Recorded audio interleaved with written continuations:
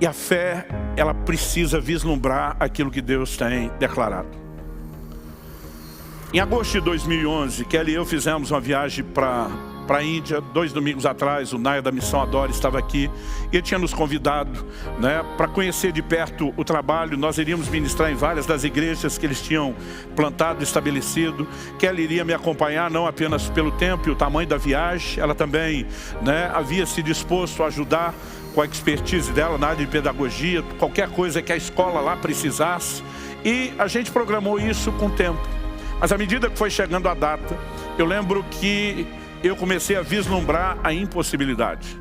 A data que selecionamos, eu não tinha pensado nisso antes, em termos de logística e estratégia, né? O mês de agosto pega o meio das férias de verão da Europa, por onde nós passaríamos para ir para lá, né, com os voos, ou seja, alta temporada, as passagens caras. Estamos falando de 11 anos atrás. Na época, minha passagem, a daquele junto, eram, para não dizer 8.500, era R$ 8.496.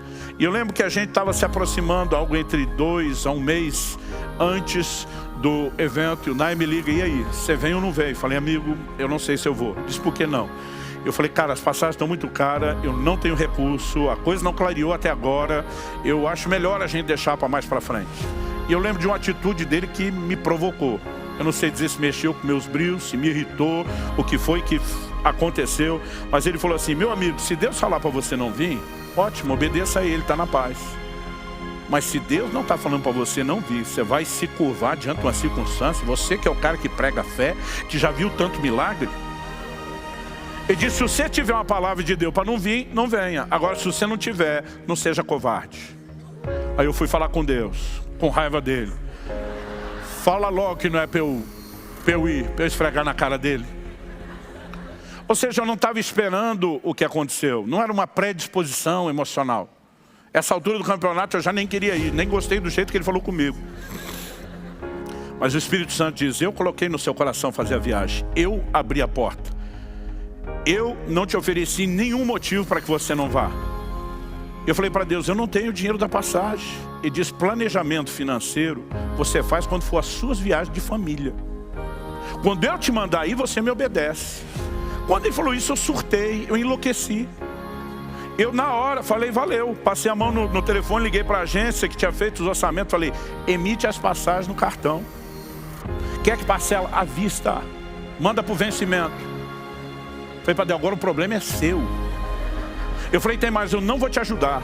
Eu falei, eu poderia ir num culto, abrir o projeto com a igreja, pedir ajuda. Eu sei que muitos irmãos nos ajudariam. Eu falei, agora eu não conto é para ninguém. Se eu puder, eu te dificulto e te atrapalho. Porque eu estava assim, enlouquecido por uma atitude de fé. Ainda lembro o dia que eu dei o telefonema. Uma sexta-feira 13. Eu estou tentando lembrar se era de junho ou julho. Era um pouco antes, a viagem seria em agosto.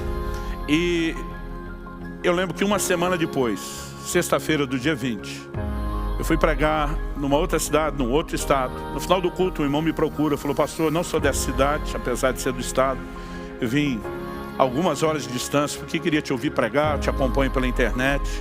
Ele falou, enquanto eu estava agradecendo a Deus aqui pela sua vida, o seu ministério, tanto o Senhor me abençoou no culto, o Espírito Santo falou comigo que eu tenho que te ajudar numa viagem que o Senhor vai fazer.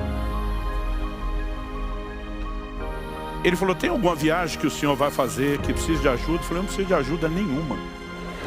Deus cuida de tudo o que Ele me manda fazer. Ele falou, pastor, ok, vamos mudar a palavra ajuda. O Senhor vai fazer alguma viagem que a ajuda que Deus já providenciou ainda não chegou? Eu falei, tem uma. Ele falou, o senhor pode me passar um número de conta? Eu não vim com recurso, não estava esperando isso. Falei, claro, irmão, anota aí. Passei o número de conta para ele, era sexta-noite. Preguei a sexta e o sábado, vim o sábado à noite, ministrei os cultos de domingo na igreja. Na segunda de manhã, meu hábito, antes do almoço, eu sempre gastava um tempo para organizar as finanças e abri, acessei a conta bancária, estou checando o extrato, a movimentação, e eu levei um susto.